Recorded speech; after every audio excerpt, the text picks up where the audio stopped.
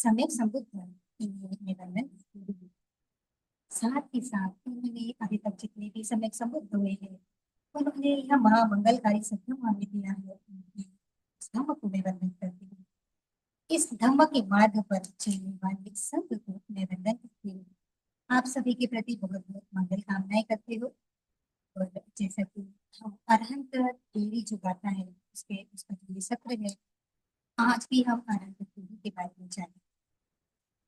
धम्म और धम्म देशना ये पुण्य कर्म है। बहुत श्रद्धा से हमें भगवान बुद्ध का धम्म को श्रवण करना चाहिए, क्योंकि प्रकार से हम धर्म को ग्रहण करते हैं, उसको आचरण करते हैं, उसी प्रकार से इस धर्म में हमारी श्रद्धा बढ़ती है। तो आज हम वैसे ही अनंत देवी के बारे में जानेंगे कि जो श्रद्धा में अग्र थी बुद्ध धम्म और संघ में, उनकी जो श्रद्धा थी वो बहुत ही हम कह सकते हैं कि एक अगाध स्वरूप में थी। और उसी श्रद्धा के आधार पर वह जो अनंत देवी थी वो श्रद्धा में अग्र है। ऐसे अनंत थेरी सुमेधा के बारे में जानेंगे। तो अनंत थेरी जो सुमेधा है के पूर्व जीवन में वो मंत्रावती नगरी के क्रोंच नामक राजा की पुत्री, तो क्रोंच नामक एक राजा था काल में, तो उनकी वो पुत्री थी। और जब वय प्राप्त हो गया तो माता पिता चाहते थे कि उनका जो विवाह हो वो विवाह हो जाए। तो इसीलिए एक बहुत ही अच्छे जो राजकुमार थे, जो वाराणवती नगर के राजा थे, इसका नाम फरक था, राजा के साथ उन्होंने उसका जो विवाह है वो निश्चित किया। लेकिन जो सुबेदा थी वो बचपन से ही उसको धम्म में बहुत ही श्रद्धा थी, मतलब धम्म संघ में बहुत श्रद्धा थी। तो धम्म को सुनते सुनते ही वो बढ़ती थी। और जैसे जैसे वो वयस्क होने लगी वैसे वैसे उसका जो मन है वो मन गृहस्थ जीवन से गृहस्थ जीवन में उसे कोई भी रस नहीं रहा। वो चाहती थी कि मैं भी अपने जीवन में प्रवज्ञा ग्रहण करूं और इस प्रकार से मैं भी सभी दुखों से मुक्त हो जाऊं। लेकिन फिर वो राजकुमारी थी और माता पिता चाहते थे कि उनका विवाह हो जाए। तो माता पिता का दबाव था कि नहीं, आपको विवाह करना पड़ेगा। लेकिन वो नहीं चाहती थी कि वो विवाह करे, क्योंकि वो अनंत देवियों को देख चुकी थी, वो संघ को देखती थी, वो बुद्ध को देखती थी। तो जैसे इस प्रकार से जो इसका जो चित्त था वो धर्म के प्रति नितांत ही श्रद्धा में हो गया था।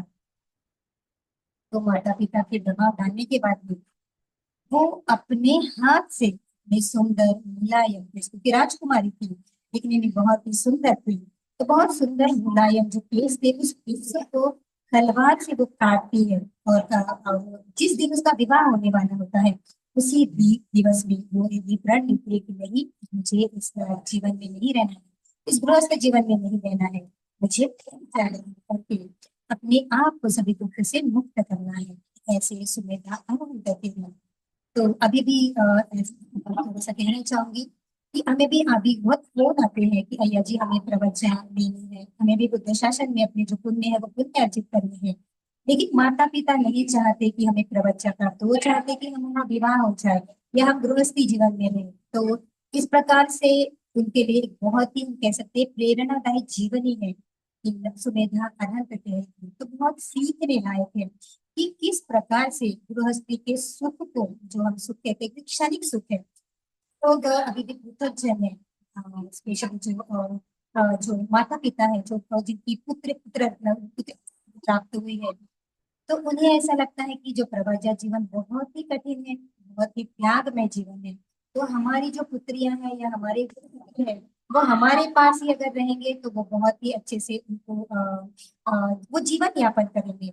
लेकिन भगवान बुद्ध के शासन में जो प्रवचित होता है सही अर्थ में वो अपना त्याग में जीवन जी कर निर्वाण प्राप्ति करने है, और निर्वाण यह परम सुख है।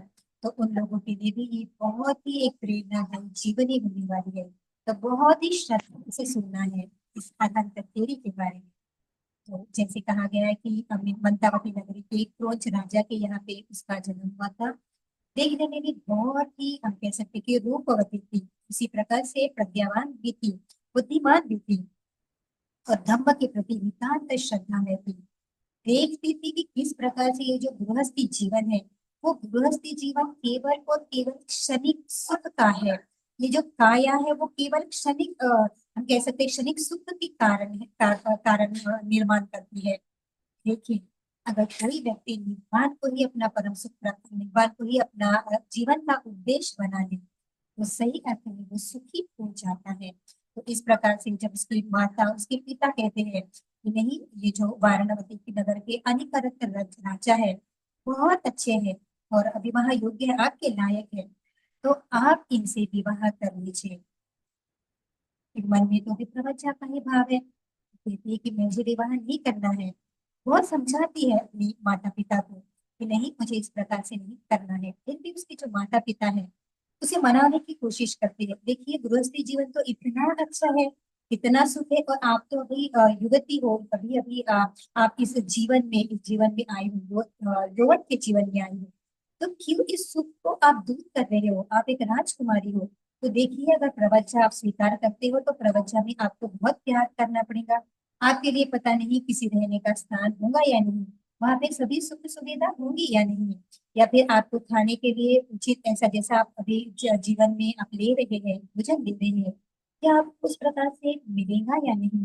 तो बहुत तरह से उन्हें समझाते हैं, कहते हैं कि ये राजा तो बहुत ही अच्छा है जिससे आपका विवाह तय हुआ है, इस राजा से आप विवाह कर लो और अपना जो जीवन है बुद्ध धम्म और संघ की सेवा करते रहो।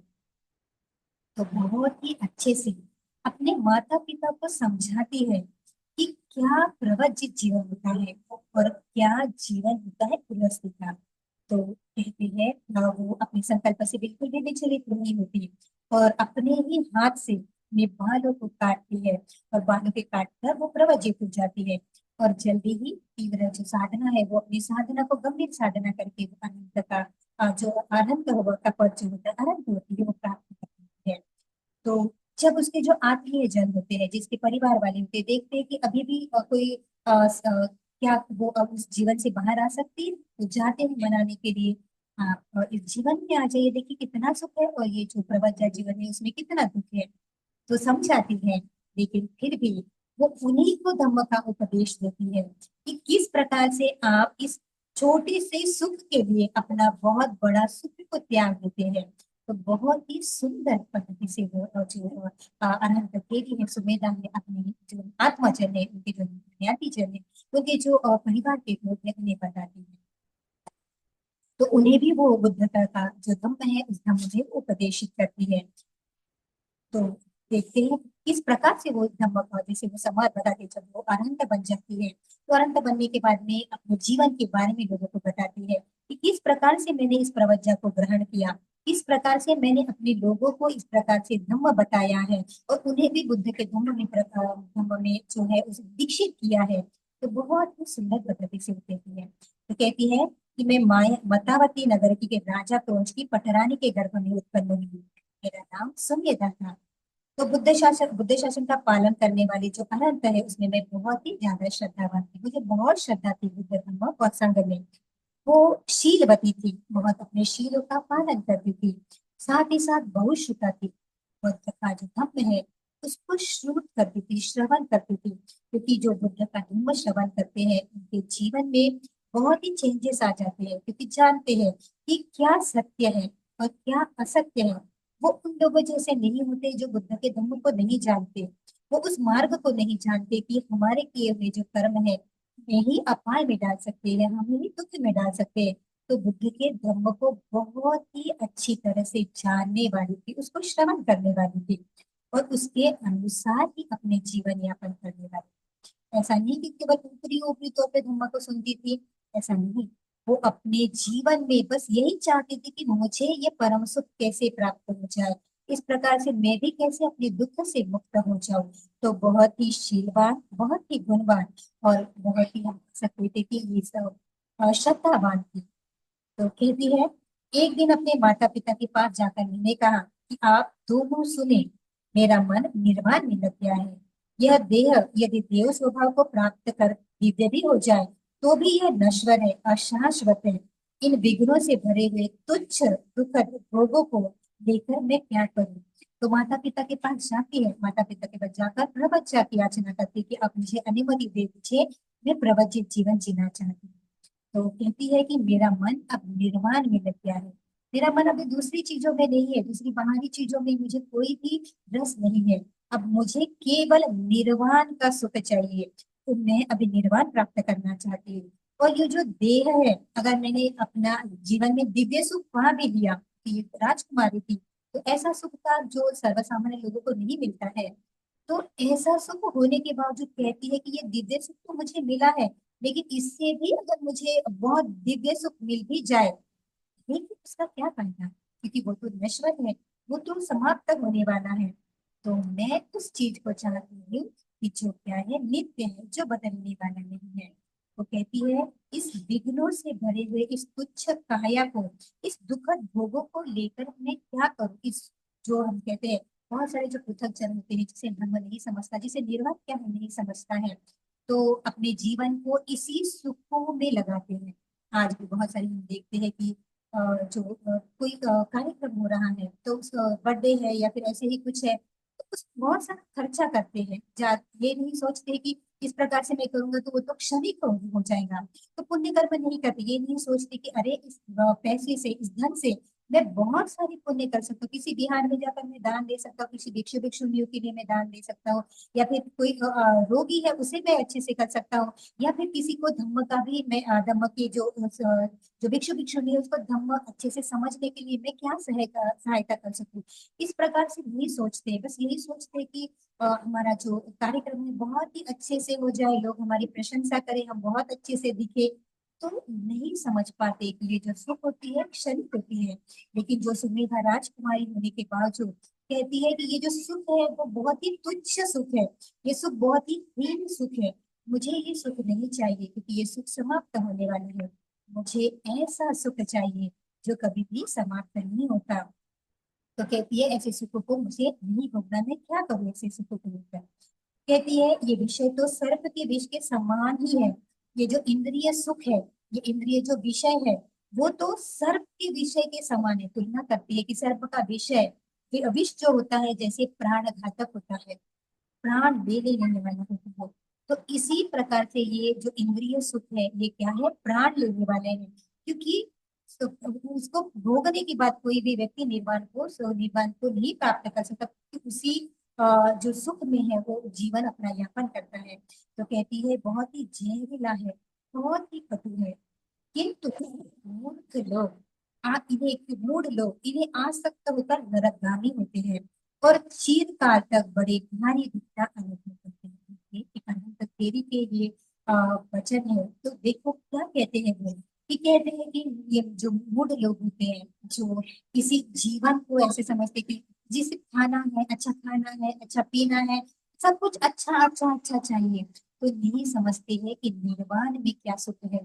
तो इसी सुख में का उपभोग करके अपने आप के लिए दुख ही निर्माण करते हैं, अपने आप के लिए अपाय गति का निर्माण करते हैं। क्योंकि जो सुख जो जो उन्हें करना चाहिए, जैसे कर्म उन्हें करना चाहिए अपने निपात प्राप्ति के लिए, अपने दुख मुक्ति के लिए, वैसे तो कर्म वो नहीं करते हैं, लेकिन इसी संपूर्ण जो हम कहते हैं कि इंद्रिय सुख में ही अपना जीवन यापन करते हैं। तो अरविंद भी कहते हैं, केवल एक जन्म के लिए नहीं, चीरकाल तक बड़े भारी दुख का अनुभव करते हैं। जो शीलों का आचरण नहीं करते, जो इस काया से अच्छे आचरण नहीं करते, पुण्य कर्म नहीं करते हैं, वो चीरकाल तक दुख भोगने होते हैं। क्योंकि जो अगर कोई अविद्या से घिरा पड़ा है, तो उसका जो भव चक्र है, वो भव चक्र निरंतर ही बढ़ता रहेगा, वो भव चक्र कभी भी कम नहीं होगा। तो इस प्रकार से जानती है, ये बताती है कि देखिए, अगर कोई अ, व्यक्ति इस इंद्रिय सुख में रहता है, तो वो अपने जन्म में बहुत सारी दुख को क्या करता है, अपने लिए दुख का निर्माण करता है। तो कहती है, पाप कर्मों में आसक्त दुर्बुद्धि मनुष्य अपाय में पड़ जाते हैं, बड़े दुख में तपते हैं, और ज्ञानहीन जन सदा कर्म में असंयत, वाणी में असंयत और विचार में असंयत होते हैं। कहती है कि जो पाप कर्म में आसक्त होते हैं, जो नहीं जानते कि पुण्य क्या है, जो नहीं जानते कुशल क्या है, जो नहीं जानते अकुशल क्या है, तो ऐसे जो व्यक्ति होते हैं वो अकुशल कर्मों में निरंतर ही पड़े रहते हैं। वाणी से अकुशल कर्म करते हैं, चित्त से अकुशल कर्म करते हैं, अपने मन से ही अकुशल कर्म करते हैं, क्योंकि नहीं जानते इस कर्म का ही विपाक उन्हें अनेक जन्मों में दुख के रूप में सहन करना पड़ता है। तो कहते हैं मूढ़ जन की बुद्धि और चेतना से हीन होते हैं। जो मूढ़ जन होते हैं, आप कह सकते हैं कि जो व्यक्ति धर्म को नहीं जानते हैं, वो व्यक्ति अपने चेतना से और बुद्धि से हीन होते हैं, यानी कम होते हैं। क्योंकि श्रेष्ठता वो नहीं जानते, किस चीज में श्रेष्ठता है ये वो नहीं जानते हैं, तो अपने जीवन में इसी प्रकार से हीन कर्म करते रहते हैं। वो कहती है कि दुख की उत्पत्ति का कारण उसे ज्ञान भी नहीं होता। वो नहीं जानते कि उनके जीवन में जो दुख अभी आने वाला है और बाद में जो आने वाला है उसका उत्पत्ति का कारण क्या है, वो नहीं जानते। इसीलिए वैसे ही अकुशल कर्म करते रहते हैं। देखिए कितने प्रकार से उन्होंने धर्म को विशद किया है, अपने ज्ञाति जनों को बता रही है कि इस प्रकार से मूढ़ लोग होते हैं। फिर कहते हैं श्रेष्ठ सम्यक संबुद्ध का जो उपदेश होता है, जो उपदेश को तो ग्रहण नहीं करते हैं, चार आर्य सत्य को समझने में वो असमर्थ है। जो मूढ़ व्यक्ति होती है, जो धर्म को नहीं जानने वाली होती है, भगवान बुद्ध का धम्म नहीं समझते, ऊपरी ऊपरी कोई कहीं तो कोई किसी किसी की तो पुण्य होते हैं तो बुद्ध का धम्म श्रवण भी कर लेते हैं, लेकिन थोड़ी देर के लिए श्रवण करते हैं और फिर उसको भूल जाते हैं। लेकिन जो ज्ञानी जन होते हैं उस धम्म को बहुत अच्छे से श्रवण करते हैं, उसको योनिसो मनसिकार करते हैं और उसको अपने जीवन में आचरण करते हैं। तो कहते हैं कि बहुत अधिकांश जो जनता है भगवान बुद्ध का जो सत्य धम्म है वो नहीं जानते हैं, और इसी वजह से वो चार आर्य सत्य को भी नहीं समझ सकते कि क्या दुख है और इस दुख को कैसा, इसका क्या कारण है, इसका निरोध करने का क्या उपाय है, क्या मार्ग है, इसको नहीं जानते हैं। तो दुख में पड़ जाते हैं, दुख आता है तो सहन करते हैं, कहते हैं कि अरे नहीं, किसी के कारणवश मुझे ऐसे दुख आया, या फिर कोई दूसरा कारण ढूंढते हैं अपने, या फिर कोई किसी दूसरे व्यक्ति को ढूंढते हैं अपने अपने दुख के लिए, दुख का कारण बताते हैं। लेकिन नहीं जानते ये मेरे कर्म ही है जो मुझे दुख दे रहे हैं। तो इस प्रकार से उस दुख को आने के बाद में भी उसको बड़ा बड़ा बड़ा बड़ा के भोगते हैं, नहीं जानते कि दुख को समाप्त करने का मार्ग भगवान ने बताया है। तो इस प्रकार से अरहत कहती है अधिकांश जनता ही अज्ञात है। क्यों अज्ञात है? क्योंकि अभी सोतापन्न अवस्था को प्राप्त नहीं हुआ है ना, अभी वो प्रयास नहीं हुए हैं जो निर्वाण के सुख तक हमें मिल जाए। तो कहती है अधिकांश जनता इस प्रकार से वो क्या करते हैं, धर्म को नहीं समझते, वो भव का ही अभिनंदन करते हैं, देवलोक में जन्म पाने के लिए अभिलाषी करते हैं, लेकिन नहीं जानते हैं कि देवलोक के जन्म भी तो नश्वर है, वो भी तो बदलने वाला है। तो इस संसार की अनित्यता का तो कहना ही क्या। तो कहते हैं जो मूढ़ व्यक्ति है, जो धम्म को नहीं जानते, वो अभिनंदन करते हैं, पुण्य करते हैं, और क्या कहते हैं, ये पुण्य से मेरा ये जो रुका हुआ काम है वो पूरा हो जाए। या फिर कहते हैं मैं ये पुण्य कर रहा हूँ तो इस पुण्य से मुझे देवता गति प्राप्त हो जाए, इस पुण्य से मुझे इस लोक उत्पन्न मिल जाए, इस प्रकार से कहते हैं। लेकिन जो अनंत की कहते हैं वो तो केवल गुरु का ही अभिनंदन करते हैं। मुझे एक भाव से दूसरे भाव में जाना है, एक योनि से दूसरी योनि में जाना है, ऐसा ही तो सोचते हैं। वो ये क्यों नहीं सोचते हैं कि मुझे देवलोक में का मैंने जन्म में भी ले लिया है, लेकिन वो भी तो नष्ट होने वाला है, उसके बाद में तो मुझे फिर से दुख का सामना करना पड़ेगा। तो इसी वजह से इस देवलोक में जन्म लेना भी क्या है, दुखदायक ही है, नश्वर है। तो सोचिए इस संसार की अनित्यता के बारे में, ये संसार कितना अनित्य है, एक के बाद एक ऐसा भय ही भय है। तो जो लोग पूरा जन्म में भय नहीं देखते, वो दर्शन नहीं कर पाते इस चार आर्य सत्य का। और जो देखते हैं कि अरे इस भव चक्र में तो क्या है, दुख ही दुख है, तो समझते हैं कि इस प्रकार से मैं देवलोक की अभिलाषा नहीं करूं, मैं निर्वाण की अभिलाषा पूर्ण करूं। तो इस प्रकार से समझाते हैं। तो अनंत देवी कहते हैं जो दुर्गति है और जो सुगति है दो प्रकार की किया है, दुर्गति वो कहती है सुगति। तो सुगति में जन्म लेना बहुत ही कठिन है, बहुत दुर्लभ है सुगति में जन्म लेना। लेकिन अगर कोई दुर्गति में जो पड़े हुए जो प्राणी है, वो ये तो प्रवज्ञा ग्रहण करने का कोई भी उपाय, क्योंकि वहां पे दुखी, वहां पे बुद्ध का शासन नहीं पहुंचता है। अगर पहुंच आई है, अगर किसी के चित्त में आ भी गया है थोड़ा सा भी कुशल करने का, लेकिन वहां पे तो किसी कोई ऐसा पुण्य का अवसर नहीं है जहाँ पे वो कुशलता को ग्रहण करेगा। तो किस प्रकार से वो कहती है कि इसलिए मुझे मुझे क्या करना है, प्रवज्ञा लेना है। और प्रवचन में के बाद में दश बल जो भगवान बुद्ध है उनकी अनुगामी बनकर इस अविचल चित्त से जन्म मृत्यु का, इस जन्म मृत्यु का जो चक्र है उस चक्र को नष्ट करूंगी। तो आप मुझे क्या कीजिए, आप मुझे मैं आप अनुमति दीजिए कि मैं इस बुद्ध के धर्म में प्रवचित हो जाऊं। तो कहती है पुनर्पुनः जन्म ग्रहण करने का और इस असार क्षीण देह को धारण करने से अब मुझे कोई भी प्रयोजन नहीं रहा। फिर बार बार बार बार जन्म लेने से और इस संसार में जब देह धारण करने से, कभी अपाय का देह, कभी मनुष्य का देह, कभी देवता का, कभी रूप ब्रह्मा, कभी ब्रह्मा अरूप ब्रह्म, इस प्रकार का देह जो है अरूपा में तो ब्रह्म रूप नहीं होता है, रूप ब्रह्म में तो ऐसा देह मुझे बदलना नहीं है। मुझे ऐसा कोई भी प्रयोजन अब नहीं रहा है। तो भव तृष्णा के निरोध के लिए मैं प्रवज्ञा ग्रहण करना चाहती हूँ। माता पिता से अनुमति मांगती है कि मुझे अनुमति दीजिए। कहती है यह बुद्धों का समय है, अभी बुद्ध का इस भूमि पर जन्म हुआ है और उनका अस्तित्व है। तो इस शुभ अवसर बहुत ही भाग्य से मिलता है। ये जो जिस काल में से बुद्ध का जन्म हुआ है तो मैं इसे नहीं जानती। देखिए कितनी श्रद्धा है कि बुद्ध का जन्म हुआ है, मुझे उसको प्राप्त करना है। उनके द्वारा जो उपदेशित धम्म है मुझे उसको उस ब्रह्मचर्य को पूरा करना है। तो आज जो लोग कहते हैं है ना, क्योंकि बहुत पुण्यशाली है, क्योंकि बुद्ध का शासन अभी भी है, लेकिन नहीं चाहते अपने पुत्र और पुत्री को, चाहते कि बड़ा डॉक्टर बन जाए या फिर बहुत बड़ा बहुत अच्छे सा लॉयर बन जाए, टीचर बन जाए, सब चाहते हैं कि मेरा बच्चा ये बन जाए, मेरा बच्चा वो बन जाए।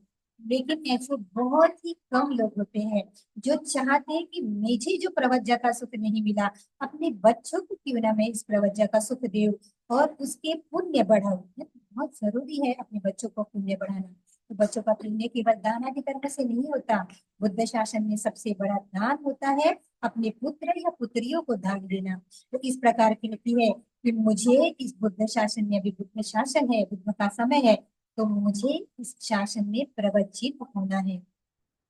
तो बहुत सारे, जैसे मैंने कहा कि बहुत सारे फोन भी हमें आते हैं कि माता पिता नहीं चाहते हैं, भाई बहन नहीं चाहते हैं कि इस प्रकार से प्रवचन ले। मेरे माता पिता भी नहीं चाहते थे कि मैं प्रवचन लूं, मुझे भी बहुत कठिनाई हुई प्रवचन लेने। तो वो नहीं चाहते थे, अरे आप तो अच्छे से जॉब करो, क्योंकि मैं टीचर थी, बाय प्रोफेशन असिस्टेंट टीचर थी। तो चाहते थे कि नहीं आप इसी जीवन को कंटिन्यू कीजिए और गृहस्थ जीवन में ही अपना जीवन यापन कीजिए। लेकिन जो व्यक्ति चाहता है कि वो निर्वाण का सुख प्राप्त हो जाए, उसे दूसरा सुख कोई भी मायने नहीं रखता। तो मुझे भी बहुत प्रयास करना पड़ा। तो ऐसे भी बहुत सारे फोन आते हैं। तो आज यही संदेश देना चाहती हूँ आप सभी को, जो भी आप प्रवचित होना चाहते हैं, स्पेशली जो महिलाएं हैं, जो लड़कियां हैं, अपने माता पिता को समझाइए कि अगर इस संपूर्ण दुख चक्र को मुक्त करना है, दुख चक्र से मुक्त होना है और आपको अपने भी पुण्य पर बढ़ाने हैं, तो इस बुद्ध शासन में, क्योंकि दुर्लभ बुद्ध शासन है, इसमें मुझे प्रवचित होने का आप अनुमति दीजिए। देखिए ये जो राजकुमारी है, अपने सुखों को त्यागते हुए कैसे अपने माता पिता को समझाती है कि बुद्ध का शासन क्या है, प्रवज्ञा का क्या महत्व है, निब्बान का क्या महत्व है। तो जो व्यक्ति इस बुद्ध शासन में प्रवचित हो जाता है वो सही अर्थ में अपने दुखों से मुक्ति की ओर कदम बढ़ाता है। तो बताती है इस प्रकार से कि बहुत शुभ अवसर है, इस शुभ अवसर को मैं नहीं जाने देना चाहती। जीवन पर्यंत शील और ब्रह्मचर्य के आचरणों से मैं भ्रष्ट नहीं होंगी। तो कहती है कि मैं अपने जीवन और ब्रह्मचर्य जो है उसे ही पालन करते रहूंगी, उसको ही मैं अपने जीवन का लक्ष्य बनाऊंगी। तो लेकिन उसके जो माता पिता है वो पुनः कहते हैं, वो सुमेधा जो है पुनः माता पिता से कहती है मैं इसी स्थान पर अनाहार, मैंने देखिए अपने माता पिता को कैसे समझाती है, अगर आप मुझे प्रवज्ञा नहीं लेने देंगे तो मैं अभी ही भोजन को त्याग दूंगी। और भोजन को त्यागने के बाद मैं मरण स्वीकार करूंगी, मृत्यु को मैं स्वीकार करूंगी, लेकिन मैं फिर से गृहस्थी जीवन में नहीं जाऊंगी। देखिए कितना उसकी उनके मन में श्रद्धा है निर्वाण के प्रति, कितना हम कह सकते हैं कि उसे निर्वाण कितने एक इच्छा है कि दृढ़ इच्छा है कि मुझे निर्वाण प्राप्त करना है। तो कहती है कि चाहे मेरी मृत्यु भी हो जाए, लेकिन मैं गृहस्थ जीवन में वापस नहीं आना चाहती, मुझे निर्वाण का परम सुख चाहिए। तो माता पिता भी ऐसे नहीं कभी सोचते हैं अपने बच्चों के बारे में, ये कितना त्यागमय होता है ना, बहुत सरल तो नहीं है भिक्षु भिक्षुणियों का जीवन। लेकिन फिर भी अगर त्याग करते, डरते हैं अपनी कि अगर मैंने अनुमति दे दी अपनी पुत्र या पुत्रियों की तो उनका कैसा होगा। लेकिन यकीन मानिए धर्म में बहुत बल होता है। अगर आप सही अर्थ में धर्म का आचरण करते हैं, अगर आप सही अर्थ में बुद्ध की मार्ग पर चलते हो, तो उस बुद्ध के धर्म में आपको कभी भी कोई भी समस्याएं नहीं आती है। तो बहुत ही हम कह सकते हैं कि ये जो बल है वो बुद्ध का बल है, वो धर्म का बल है, वो सत्य का बल है। इसीलिए अपने पुत्र और पुत्रियों को हमें ये जीवन देना चाहिए जिससे बुद्ध शासन और प्रकाशित हो, ये बुद्ध भूमि फिर से धम्म से प्रकाशित हो जाए, फिर से एक ऐसा केंद्र बने जहाँ पे हम देख सकते हैं कि बहुत ही पुण्यवान भिक्षु है, बहुत ही पुण्यवान भिक्षुनियां है। तो इस प्रकार से माता पिता ने सोचना चाहिए। तो बेटी कहती है अपने माता पिता को कि मैं अनाहार करूंगी, मैं आहार नहीं लूंगी अगर आप मुझे प्रवज्ञा की अनुमति नहीं देते हैं। शोकाकुलता होकर सुमेधा के माता पिता विलाप करते हैं कि मेरी पुत्री ऐसी क्यों कहती है। सभी के माता पिता कहते हैं नहीं चाहते हैं कि वो प्रवजित हो जाए। तो कहते हैं अपने जो पिता है वो दुख से अभिभूत होकर जो प्रासाद में फर्श पर पड़ी जो उनकी कन्या है उसे समझाते कि प्रवज्ञा मत लेना, आपको देखिए कितना सुख है, कैसे समझाते हैं। उठो, शोक किसके लिए कर रहे हो, मैंने तुझे वाराणवती राजा के प्रिय दर्शन अनिकरत्त को प्रदान किया है। तो मैंने तुझे तेरे में जो वर ढूंढा है वो कोई साधारण वर नहीं है, वो ऐसा वर है जो तुझे बहुत ही स्नेह करता है, तुझसे तो बहुत ही प्रेम करता है, वो तुझे बहुत ही अच्छे से रखेगा और राजा है। तो ऐसे घर में तू ब्याही जाएंगी, इस प्रकार से वो समझाते हैं। तो कहती है कि वो जो राजा अनिकत है उसकी तुम प्रधान महिषी बनी यानी प्रमुख रानी बनेगी। तो कितना बड़ा पुण्य होता है, कितना बड़ा सुख है तेरे लिए। और तू शील और ब्रह्मचर्य का जो जीवन होता है बड़ा ही कष्टकर मार्ग होता है, बहुत कष्टकर मार्ग होता है, इतना सरल नहीं है। लेकिन फिर भी वो कहते हैं कि समझाते हैं अपनी बच्ची बेटी को कि नहीं, इस प्रकार से ये जो जीवन है बहुत कष्टकर है। तो तू ऐसा कर, तू रानी बन जा, तू धन और ऐश्वर्य का उपभोग कर, अभी तू तरुणी है, अभी तू युवती है, तो इस यह जो सुख है वो सुख में तेरा अधिकार है। इस प्रकार अपनी पुत्री को समझाते हैं कि गृहस्थ जीवन में तू क्या कर, विवाह कर ले और अपना जीवन सुख से यापन कर, इस जीवन का सुख का उपभोग कर और अपने स्वामी का वरण कर। तो इस प्रकार से समझाते हैं, विवाह के बारे में समझाते हैं। तो सुमेधा कहती है, बहुत ही सुंदर तरीके से समझाती है। कहती है यह कभी भी नहीं हो सकता, बार बार जन्म लेने में सार अभी कुछ भी मेरे में मुझे शेष नहीं, मुझे कुछ भी उसकी इच्छा नहीं है कि मैं बार बार जन्म लूं। मैं या तो प्रवचन लूंगी या फिर मरण को स्वीकार करूंगी। ये कितना दृढ़ संकल्प है कि अगर आप मुझे अनुमति नहीं देते हैं प्रवचन की तो मैं यहीं पे अपने मृत्यु को स्वीकार कर लूंगी, लेकिन मैं फिर से गृहस्थी जीवन में उस सुख में नहीं जाना चाहती हूँ जिसे मूढ़ जन सही अर्थ में सुख समझते हैं और ज्ञानी जन उसे दुख समझते हैं। तो इस प्रकार से मैं वहां पे मैं उस जीवन में वापस नहीं आ जाऊंगी। इस प्रकार बताती है कि इसके अतिरिक्त मुझे और कुछ भी नहीं चाहिए, मुझे केवल और केवल प्रवज्ञा चाहिए। अगर आपको मुझे देना है तो प्रवज्ञा की अनुमति दीजिए।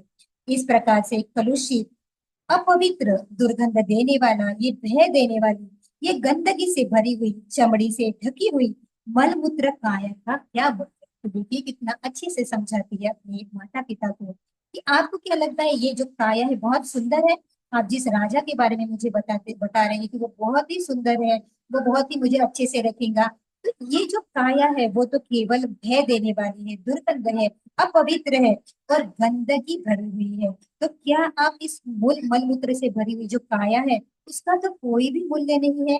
ये मांस और रक्त का केवल और लेप है, ये केवल कीटाणुओं का घर है, पक्षियों का खाद्य है। ये क्या है, ये शरीर है। इस प्रकार से बताती है कि मृत्यु के बाद में इस शरीर की जो गति है तो इसी प्रकार से तो होने वाली है, कोई कीटाणु खाएंगे, कोई पक्षी खाएंगे, ये दुर्गंधियों का जो है वो केंद्र बन जाएगा। तो कहती है इसको जानने वाले मेरे सामने इसका क्या मूल्य, जो निर्वाण के परम सुख को जानते हैं उनके सामने इस काया का कोई भी मूल्य नहीं है।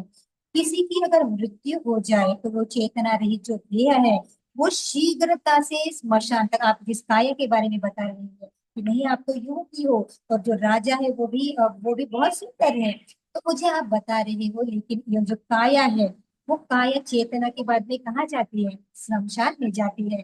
और स्वयं के माता पिता भी क्या करते हैं, जल्दी से जल्दी उसको क्या करते हैं, छोड़ देते हैं ना, क्योंकि उनके मन में भी आता है ये चेतना रहित है, अब उस काया में वो सुंदरता नहीं रही, तो उस काया को छोड़ देते हैं। और क्या करते हैं, उस प्रकार से जो सुंदर सी काया जिसे आप बता रहे हैं, वो भी क्या होती है, नष्ट हो जाती है। तो क्या आप इस काया के बारे में मुझे बता रहे हैं? फिर कहती है, शमशान में जो छोड़ी हुई जो लाशें है वो दूसरों का खाद्य बनती है, उसको छोड़कर उनके माता पिता ज्ञाति जन भी चले जाते हैं। तो वो ही चले जाते, तो दूसरों की बात ही क्या। तो माता पिता ही वे जो अच्छे पुत्र है या पुत्री है, अगर या ज्ञाति जन है, उनकी मृत्यु हो जाती है, तो बहुत ही स्नेह है जीवन में, लेकिन अभी वो काया त्यागने के बाद में वो क्या करते हैं, उनका अंतिम संस्कार कर देते हैं।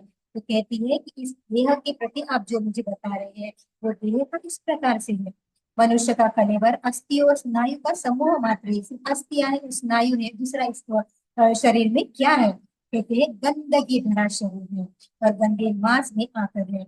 और किंतु फिर भी जो मूर्ख जन होते हैं, मूर्ख जन, जो मूढ़ जन होते हैं, जो धर्म को नहीं जानने वाले बने होते हैं, इस काया के प्रति बहुत आसक्त करते हैं, इस काया को सजाने संवारने अच्छा दिखाने का प्रयास करते हैं।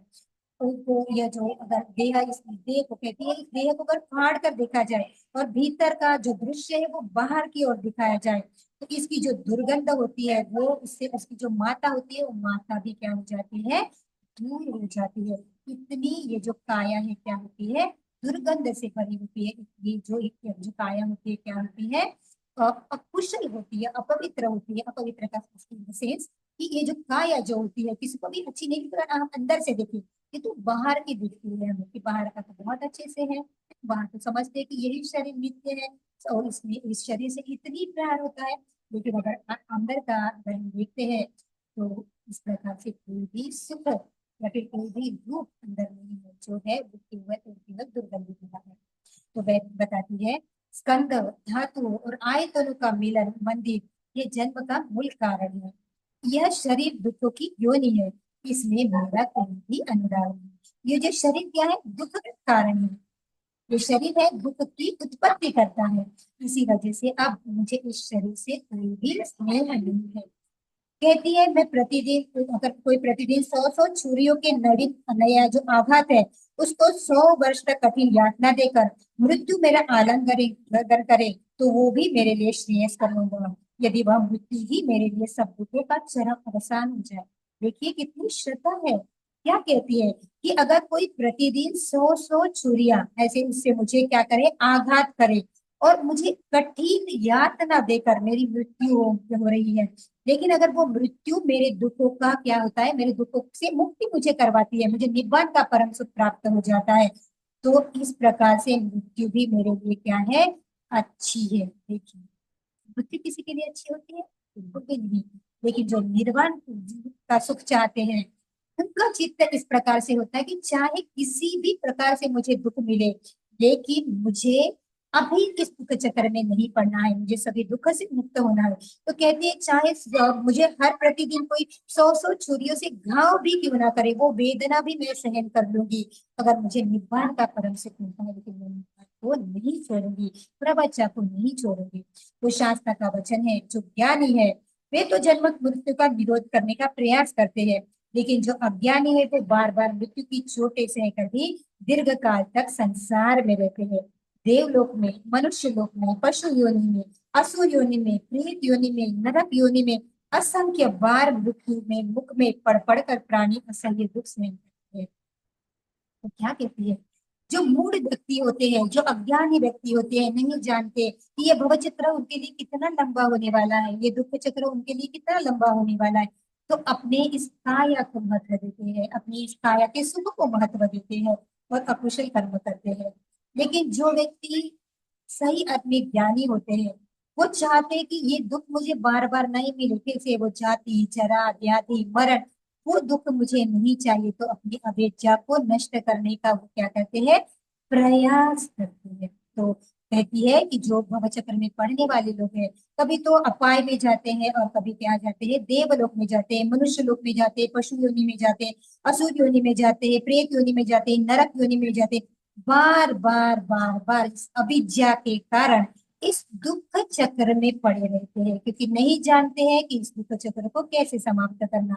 तो कहती है इस अनेक क्लेशों का शिकार बनते हैं, ऐसा कर कर इस वो क्या करते हैं, अनेक क्लेशों का शिकार बनते हैं, यहाँ तक कि देवलोक में भी उन्हें वो सुख नहीं मिलता है जो निब्बान का परम सुख है। क्योंकि काया से अपने ये इस सुखों के, इंद्रिय सुख में भी वो क्या करते हैं, रममाण होते हैं।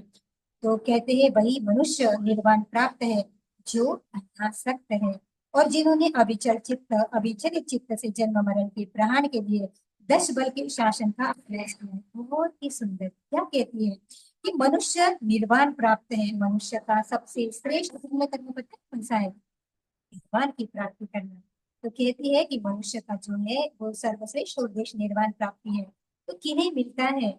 जो इस दुनिया के जो सुख है उससे वो अनासक्त है, जिन्होंने अविचित चित्त से ने जन्म मरण के ग्रहण को क्या किया, ग्रहण किया है, और जो इस महाकारुणिक तथागत समुद्र के दम मार्ग पर चलते हैं, केवल वही क्या करते हैं, निर्वाण का परम सुख प्राप्त करते हैं। तो कहती है कि मैं क्या हूँ, मैं आज मैं प्रवचित होंगी, मुझे मारहीन भोग में कोई प्रयोजन नहीं है। मैं केवल प्रवज्जा चाहती हूँ, इस मार में मुझे अभी कोई भी ये जो काया का जो मान, काया की शक्ति है, अभी मुझे उसमें कोई भी रस नहीं है, कोई भी प्रयोजन नहीं है। तो कहती है कि जड़ से काट डाले वाले तार वृक्ष के समान मेरी काम वासनाएं जड़ से विनिष्ट हो गई। अब मुझ में काम वासनाएं नहीं है, अब मैं काम वासनाओं में रत नहीं हूँ, अब मुझे निर्वाण का सुख चाहिए। तो कहती है उसके उसके पिता पिता कहते हैं कि जो जो तभी उसका जो जो जिसे विवाह होने वाला था वो अनिकत राजा, वो वहां पे आता है और अपनी जो वरण स्थल है जहाँ पे विवाह होने वाला है वहां पे उपस्थित होता है। लेकिन जब तभी जो सुबेदार थी वो उसने अपने पूरे जो बाल है वो सुकुमार बाल होते केसों से वो काट दे, तलवार से काटती है, अपने कमरे का जो दरवाजा है वो बंद कर देती है, ध्यान में होती है, और प्रथम ध्यान की अवस्था को प्राप्त कर लेती है। देखिए अपने माता पिता को इस प्रकार बताए, तो जब उसे पता चलता है कि अभी विवाह के लिए जो राजा है वो आ गया है, तो अपना अपना जो भवन है, अपना जो कमरा है, उसका जो कक्ष है, उसका जो दरवाजा है बंद कर लेती है, अपने केश को उसमें अपने हाथ से काटती है और ध्यान की अवस्था में बनती है। तो सिर्फ ये चिंता नहीं है कि अभी क्या होने वाला है, केवल और केवल यही उद्देश्य कि मुझे निर्वाण का सुख प्राप्त करना है। तो जब अनिकत जो राजा है वो अपना शादी करने के विवाह के लिए नगर में आता है, तो सुमेधा जो होती है अपनी प्रासाद में बैठकर अपनी पिता का ध्यान करती है। जब वह ध्यान करती है तो सोने के गहने और मानियों से अपने देह को विभूषित करने वाला जो राजा है वो प्रसाद में उस जो कमरा है उसमें प्रवेश करता है, और प्राणी ग्रहण करने की यानी विवाह करने की क्या करता है, अनुमति यानी प्रार्थना करता है कि मैं आपसे बहुत स्नेह करता हूँ, आप मुझसे विवाह कर लीजिए।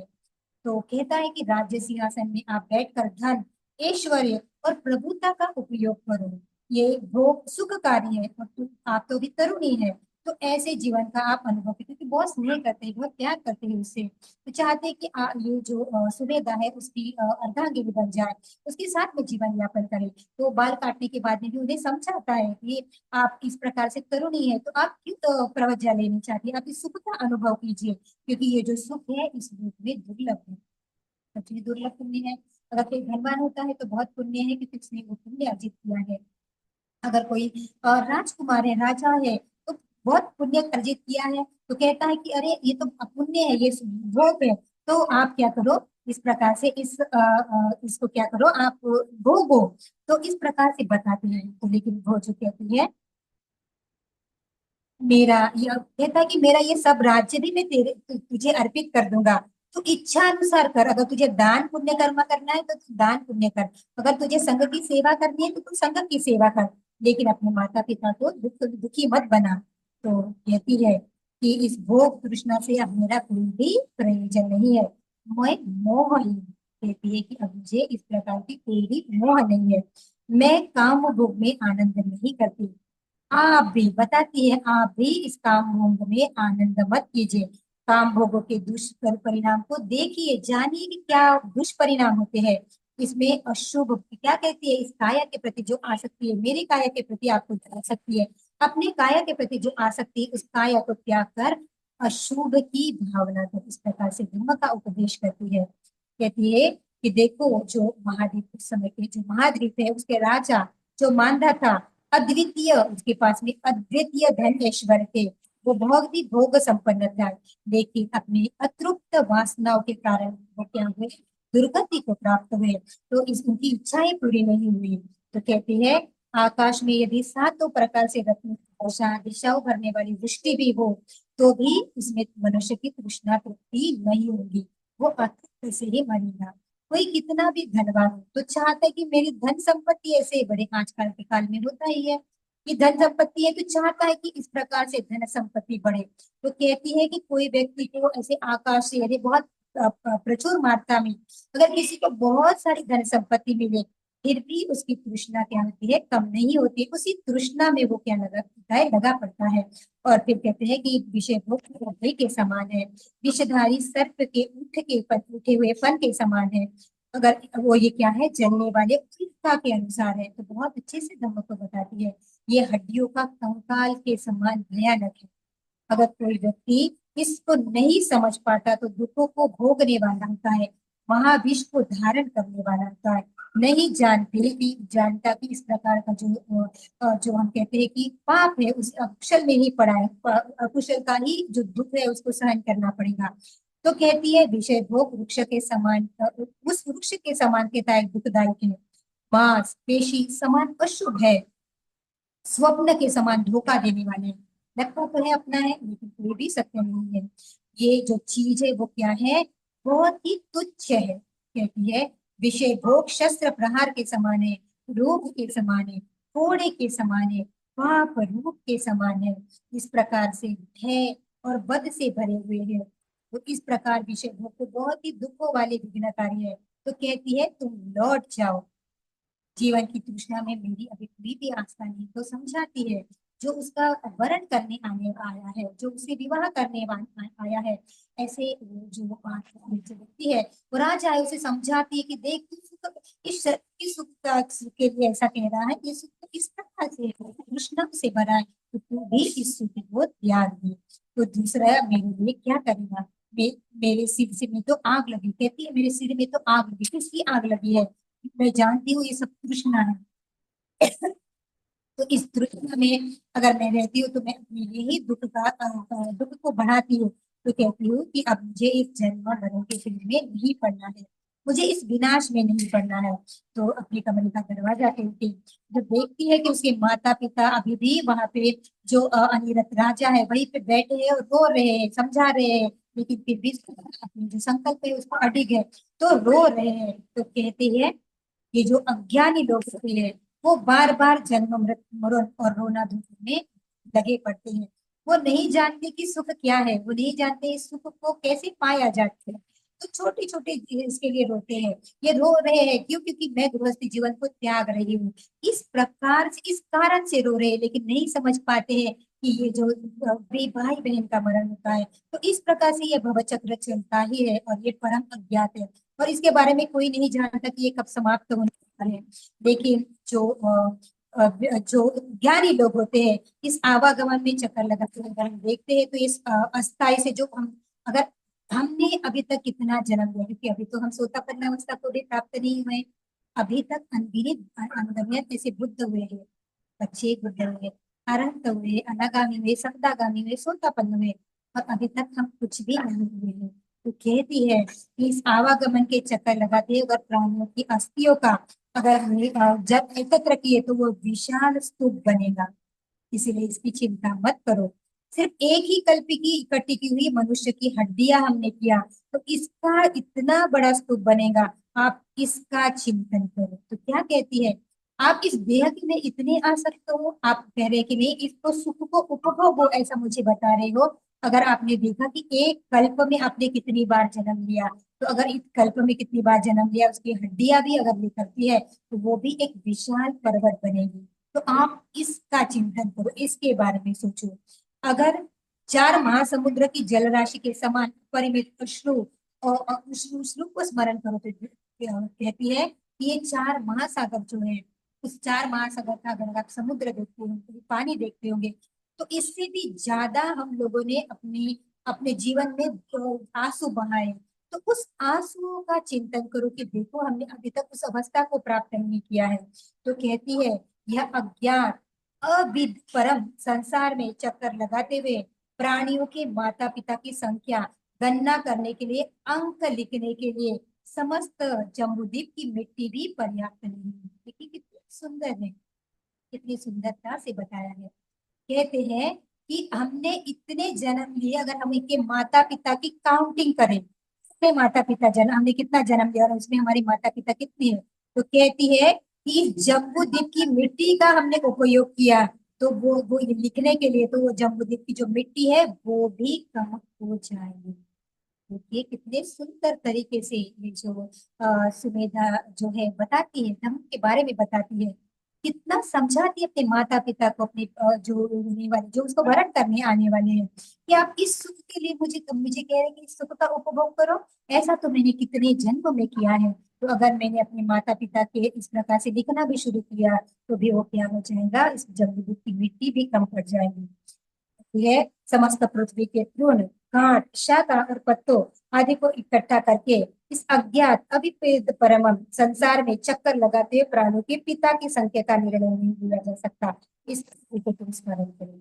तो पर कहती है अपने पिता को, इस पृथ्वी में जितने भी घास अगर हमको दिखते हैं, शाखा दिखती है, कांट दिखते हैं, पत्ते दिखते हैं, इनको संग्रह करो और समझो कि ये अगर इसको गिनना चाहते हो, इसे तो गिन नहीं सकते। उदाहरण बताती है कि अगर इनकी संख्या भी आप देखोगे, तो आपने अभी तक इस भव में कितने बार आपके आपके पिता हुए हैं, वो भी क्या हो जाएंगे, इसका भी आप स्मरण नहीं कर सकते हो।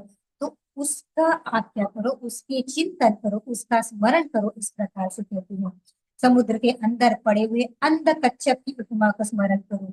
जो अंधा जो कछुआ है, जो 100 वर्ष में एक ही बार निकलता है, नहीं जानता है कि किस दिशा में जाना है, किस प्रकार से करना है, तो कहती है माता पिता से उसका स्मरण करो कि देखो कितना दुर्लभ है, कितना दुर्लभ है प्रवज्ञा प्राप्त करना, कितना दुर्लभ है इस बुद्ध शासन में अपने आप को शील संपन्न बनाना, कितना दुर्लभ है इस जीवन को ब्रह्मचर्य पूर्ण करना। तो अपने माता पिता को समझाती है, कहती है समुद्र में कहा समुद्र कहा बंगे हुए सिर वाले कछुए के सिर में, वो जो उसका उदाहरण देती है कि जिस प्रकार से जो कछुआ होता है, उस कछुए के जो गले में है, इस प्रकार से एक छोटा सा गोल प्रकार से कुछ अगर धातु भी है, तो वो दूसरी तरफ से है, और अगर वो 100 साल में एक बार बाहर निकलता है, और उसको बहुत कम चांसेस है कि वो जो गोल आकार का जो वस्तु है उसके गले में फंस जाएंगे, तो कितना दुर्लभ है, इतना दुर्लभ है मनुष्य जीवन को प्राप्त करना, इतना दुर्लभ है बुद्ध शासन में जन्म प्राप्त करना, इतना दुर्लभ है धम्म का श्रवण करना, इतना दुर्लभ है उस धम्म का योनि सो मनस्कार करना, इतना दुर्लभ है इस धम्म के मार्ग का आचरण करना, इतना दुर्लभ है प्रवज्ञा को प्राप्त करना, उससे भी ज्यादा दुर्लभ है प्रवज्ञा में रहते हुए अपने शील गुणों का संवर करना, उससे भी ज्यादा पुण्य होता है इस शील गुणों को संवर्धन करते हुए अपनी अकुशलताओं को नष्ट करना, उससे भी ज्यादा दुर्लभ है अपने सभी अकुशलताओं को नष्ट कर कर निर्वाण का सुख पाना। तो देखिए कितना दुर्लभ है, तो बताती है कि इतना दुर्लभ है, और आप एक क्षणिक इस दुर्दशाग्रस्त शरीर को आप इतना इतना महत्व देते हो। तो देखिए कितना आप अपने जीवन को जीवन जीवन में कितना कितना तृष्णा में हो। तो कहती है इस अनित्य स्कंद समूह का दृष्टिपात करो, नरक की अनेक यातनाओं का विस्मृत करो, कि याद करो कि नरक में कितनी यातनाएं हैं, कि हम अकुशल कर्म तभी करते हैं जब हम ये भूल जाते हैं कि हमारी भी गति दुर्गति हो सकती है, और इस प्रकार से अभिज्ञा के कारण हमारे हाथ से अकुशल कर्म होते हैं, और वो क्या करते हैं इस प्रकार से कहती है कि नरक की इतनी यातनाएं होती, उन बातों का स्मरण करो। कहती है विभिन्न जन्मों में मरण मर कर शमशान पे पाट दिया है, उसका स्मरण करो, गुफा के भय को स्मरण करो, चार आर्य सत्य का स्मरण करो। तो कहते हैं कितने जन्मों में हमने मृत्यु को प्राप्त किया है, तो ऐसे शमशान में अगर हम करते हैं तो ये शमशान पूरे के पूरे समाप्त हो जाएंगे, ये पूरी की पूरी जगह समाप्त हो जाएंगी, लेकिन फिर भी हमारा भव चक्र अभी तक नहीं रुका। तो कहती है उस चार आर्य सत्य को स्मरण करो। अमृत के विद्यमान होने पर क्या तुम 5 कड़वी चीजों का पीना पसंद करोगे? तो कहती है किसी ने अमृत के सुख को जानना है, किसी को अमृत सुख पीना है, तो क्या इस काया को, इस पंचस्कंद के सुख को आप इतना महत्व देंगे? तो कहती है कि नहीं, ये जो पांच धातु से बना पंचस्कंद का जो शरीर है, उस शरीर में अभी मुझे कोई भी महत्व नहीं है। अब मुझे केवल और केवल निर्वाण का सुख प्राप्त करना है। तो कहती है इस विषय भोग में, ये जो बहुत तृष्णा भरा हुआ है, इसमें अमृत के विद्यमान होने पर मैं इस विषय में अब जलना पसंद नहीं करूंगी। तो पूछते हैं कि क्या आप जलना पसंद करोगे? इस सभी विषय भोग को जलाने वाले, शोक पैदा करने वाले और संताप देने वाले हैं। और तभी जो है तेरी गाता है, क्योंकि बहुत ही सुंदरता से धर्म बताया गया है, बहुत ही सुंदर तरह से विशद किया है। माता पिता को समझा रही है और उस राजा को समझा रही है जो उसको वरण करने आया है, कि आप किस प्रकार से इस जीवन को महत्व दे दो। भगवान के जीवन, भगवान के धम्म में प्रवृत्ति कितनी महत्वपूर्ण है, तो समझाते हैं कितना महत्वपूर्ण है ये सब कुछ जानना। तो कहती है कि विषय भोग बहुत शत्रुता पैदा करने वाला है, इस विषय की जो आसक्ति करती है वो शत्रुता पैदा करने वाला है। क्योंकि अगर हम काय के संदर्भ में अच्छा है तो हमें सब अच्छा लगता है, लेकिन कभी भी इस काय के संदर्भ में कोई अकुशल हो जाता है तो हमें क्या लगता है? गुण निर्माण होता है, द्वेष निर्माण होता है, शत्रुता निर्माण होती है दूसरे के प्रति। तो कहती है मोक्ष में विद्यमान होने पर बंध और बंधन से भरी हुई कामासक्ति से तुम्हें क्या प्रयोजन? कामासक्ति ये बंधन को पैदा करती है। कामासक्त मनुष्य अनेक दुखों को भोगते हैं। तो कहती है कि जो इसमें रहते हैं वो लोग बहुत सारे दुख को भोगते हैं। इसी वजह से आपको इस कामासक्ति को छोड़ देना चाहिए। तो कहती है कि जो वो छोड़ेगा, जो इस काम को, तृष्णा को नष्ट करेगा, वही निर्वाण का सुख प्राप्त कर सकता है। जो इस कामासक्ति में रहेगा वो कभी भी निर्वाण को प्राप्त नहीं कर सकता है। तो कहती है भोग तृष्णा का दमन करो, अन्यथा ये भूखे जो चांडाल जो है, उनके द्वारा मारे गए जंजीर में बंधे हुए कुत्तों के समान आप सबकी दुर्गति होगी, आपको मृत्यु प्राप्त होगी। इसलिए भोगों में आसक्त होकर अनेक दुख और मानसिक क्लेशों में अपने आप को पाओगे। इसलिए भोग शक्ति का परित्याग करो। भोग शुरू है, सदा ठहरने वाला नहीं है, बहुत कम समय के लिए है। इस जरा ही निर्वाण तुम्हारे सामने है, तो जराशील भोगों के तुम्हें क्या प्रयोजन? जिसके जीवन में जीवन में निर्वाण का परम सुख है, जो निर्वाण के परम सुख को जानना चाहता है, वो ऐसे जराशील भोगों में उसका कोई भी प्रयोजन नहीं होता है। सभी योनिया, सभी प्रकार की व्याधियां, ये सभी मृत्यु की ओर लेके जाने वाली है। और जो निर्वाण है वो अजर है, अमर है, अजरता और अमरता का स्थान है। यहाँ शोक नहीं है, यहाँ शत्रु नहीं है, यहाँ विघ्न नहीं है, ये अचल है, भयहीन है, संतापहीन है। बहुत जनों ने इस अमृत का आस्वादन किया है, आज भी वह प्राप्त किया जा सकता है, किंतु संपूर्ण अंतकरण से, ठीक प्रकार से जो इसके लिए यत्न करेगा, वो उसे ही वह प्राप्त होगा। तो देखिए कितनी सुंदरता से बताते हैं कि अगर निर्वाण की कोई आशा करता है तो उसने किस प्रकार से करना चाहिए। अपने शरीर के सुख को त्यागते हुए उसने निर्वाण के परम सुख के लिए प्रयास करना चाहिए। तो कहती है बिना प्रयास करने वाले को ये प्राप्त नहीं होता। निर्वाण को हम कहते हैं कि वो सरल नहीं है, अपने आप की अकुशलताओं को नष्ट करना बहुत ही दुर्लभ है। तो कहती है बहुत प्रयास करना पड़ता है, सभी संस्कारों से विरक्त होना पड़ता है। तो ऐसा कहते हुए जो ऐसा कहकर वो अनुरक्त, जो अनु ने करने वाली, जो अपने केशों से भूमि को स्पर्श किया, तो जो जो राजा था, उन्होंने उसको क्या किया? वंदन किया। देखिए वो राजा को भी उसने बताया कि किस प्रकार से निब्बान का परम सुख होता है, किस प्रकार से ये जीवन जो काम भोगों का जीवन है वो कितना अकुशल है, कितना दुख भरा है। तो ये सुनकर जो अनेक जो राजा थे, अंजलिबद्ध कर कर क्या करते हैं, उसे उसके सामने हाथ जोड़ते हैं। उनके पिता से कहते हैं, जो सुमेधा राजकुमार, उनके पिता से कहते हैं कि सत्य और मुक्ति के दर्शन के लिए अब आप सुमेधा को प्रवज्जा ग्रहण करने की अनुमति दीजिए। देखिए मन परिवर्तन करते हैं, धम्म से मन परिवर्तित होती है। जो उसको वरने आने वाला है, उससे विवाह करने आया है, उसका भी मन परिवर्तित करती है। और और मन परिवर्तन के बाद में जो राजा है उसके सामने हाथ जोड़कर खड़ा रहता है, जानता है कि अब जो मेरे सामने जो युवती है वो कोई साधारण युवती नहीं है, वो विषय भोग में रहने वाली नहीं है, तो निर्वाण को प्राप्त करना की इच्छा रखने वाली है।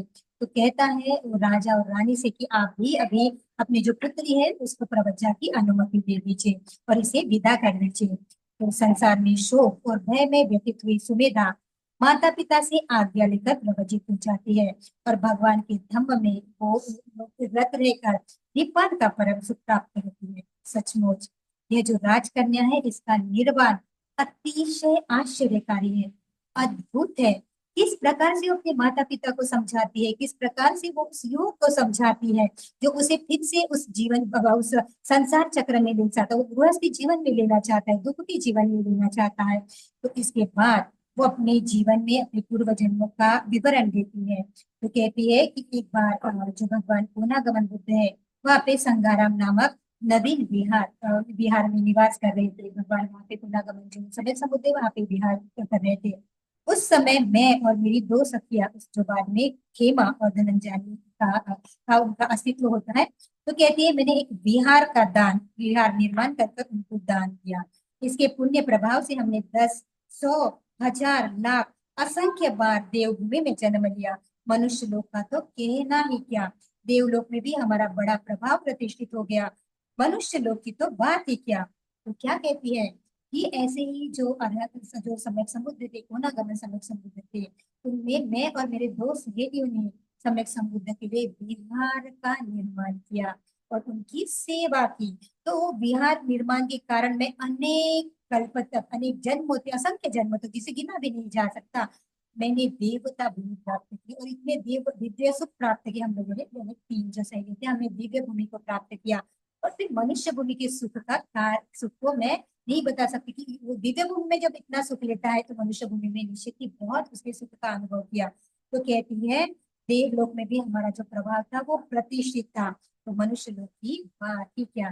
कहती है श्री रत्न होकर मैंने जन्म लिया और 7 रत्नों को रखने वाले चक्रवर्ती सम्राट की मैं प्रधान महिषी बनी। उस बिहार के दान से पुण्य से क्या हुआ, मैं 7 जो स्त्री रत्न में मैंने जन्म लिया, तो जिसमें 7 रत्न है ऐसे चक्रवर्ती सम्राट की मैं क्या बनी, प्रमुख स्त्री बनी, प्रमुख रानी बनी। तो कहती है दशासन में मेरी विनीत श्रद्धा इसका हेतु थी। क्या कारण था कि क्योंकि मैं बुद्ध धम्म और संघ में क्या थी, नितांत श्रद्धावान थी। इस सब का स्रोत यही था कि मैं क्या थी, श्रद्धा संपन्न थी। तो कहती है सबका वही यही जो श्रद्धा है यही सबके लिए परम संगति कारण निष्कर्ष थी। इसी से मुक्त में धर्मानुरागिनी और बनी, मुक्ति बनी। इस श्रद्धा के कारण ही क्या हुई, मैं धर्म में रत हुई और मैंने निब्बान का परम सुख प्राप्त किया। कहती है अनुपम अपरिमित ज्ञान वाले सम्यक संबुद्ध के वचनों में जो श्रद्धा रखते हैं वे जीवन की तृष्णाओं से निर्वेद प्राप्त कर लिए, निर्वेद प्राप्त कर वे सब प्रकार की आसक्तियों से मुक्त हो जाते हैं। तो कहते हैं जो भी इस बुद्ध धम्म और संघ में श्रद्धा रखते हैं और बलवान श्रद्धा है, ऐसे नहीं कि हीन श्रद्धा है, कहते प्रणित श्रद्धा है, श्रेष्ठ श्रद्धा है, कभी भी कंपित नहीं होने वाली श्रद्धा है। इस श्रद्धा को ही धारण करके कोई व्यक्ति अपने दुखी से मुक्त होता है। तो इस प्रकार से बहुत ही हम कह सकते हैं कि सभी के लिए आदर्श इस प्रकार जी अनंत देवी की जीवनी है। स्पेशली जो महिलाओं के लिए है, जिसके जो घर के लोग कहते हैं कि नहीं आप इस गृहस्थ जीवन में ही रहे, तो बहुत सुंदर उदाहरण आप दे सकते हैं कि जीवनी का, इस अनंत देवी के जीवन का, कि देखिए सभी सुखों को त्याग कर कर उन्होंने अपने जीवन में निर्वाण का सुख प्राप्त किया। तो निर्वाण पे तो सभी का अधिकार है, चाहे वो पुरुष है चाहे स्त्री है। इसीलिए अपने जीवन में देवलोक से भी ज्यादा सुख का, अगर आपको किसी सुख की आपको आशा करनी है तो वो है परम सुख निर्वाण के लिए। तो हम सभी के लिए हम इस अनंत देवी के चरित्र को, उनके पुण्य को स्मरण करते हैं, उन्हें कोटि कोटि वंदन करते हैं और इस प्रकार से हम भी एक संकल्प करते हैं कि हमारे जीवन में भी हम भी इसी प्रकार से केवल और केवल निर्वाण की ही अभिलाषा करें। आप सबके प्रति बहुत बहुत मंगल कामना करते हैं। आज की ब्रह्म देशना बहुत ही लंबी हुई कि बहुत सुंदर हुई। मैं चाहती थी कि आपका इसका शब्द और शब्द में आपको विशद करूँ, इसीलिए मैंने इसको पढ़कर आपको इस ब्रह्म देशना दी है। तो बहुत ही सुंदर ऐसे आनंद के विषय जी हम सभी को, उन आनंद देवी को हम वंदन करते हैं। आप सभी के प्रति बहुत बहुत मंगल कामना करते हैं। बहुत बहुत